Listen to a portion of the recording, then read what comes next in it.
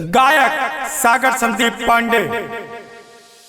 हिंदुस्तान जिंदाबाद जिंदाबाद जिंदाबाद, इंकलाब जिंदाबाद जिंदाबाद, इंकलाब जिंदाबाद जिंदाबाद, इंकलाब जिंदाबाद, भारत माता की जय। वहाँ बिहार पुलिस बिना गलती मारो है,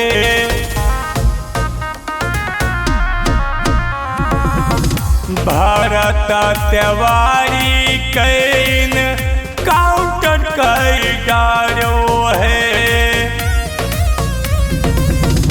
वहाँ बिहार पुलिस बिना गलती मारो है, भारत त्योहारी कैन काउंटर कर डारो है, भारत त्योहारी कैन काउंटर कर डारो है।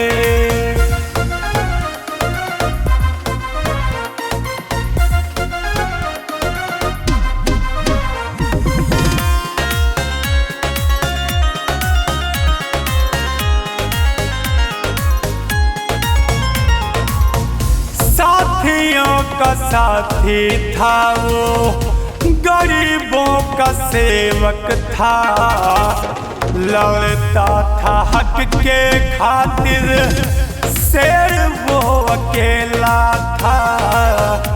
भारत तिवारी क्रांति कारी जैसे होना था, मार दिया किसके कहने पर पुलिस ने आज सागर संदीप मांगे पूरा जवाब हो, सागर संदीप पांडे मांगता जवाब हो।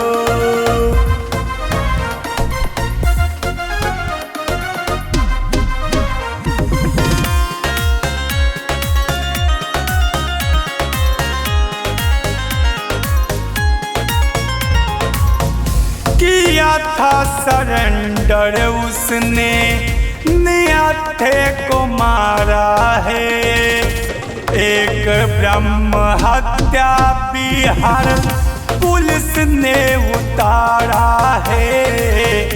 याद रहे ब्रह्म हत्या पुलिस ने उतारा है, मांगता जवाब साथ ब्राह्मण समाज हो।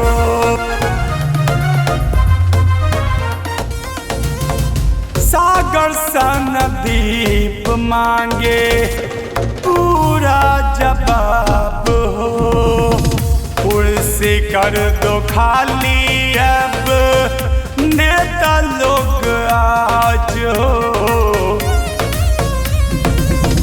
कुर्सी कर दो खाली अब तो नेता लोग आज हो।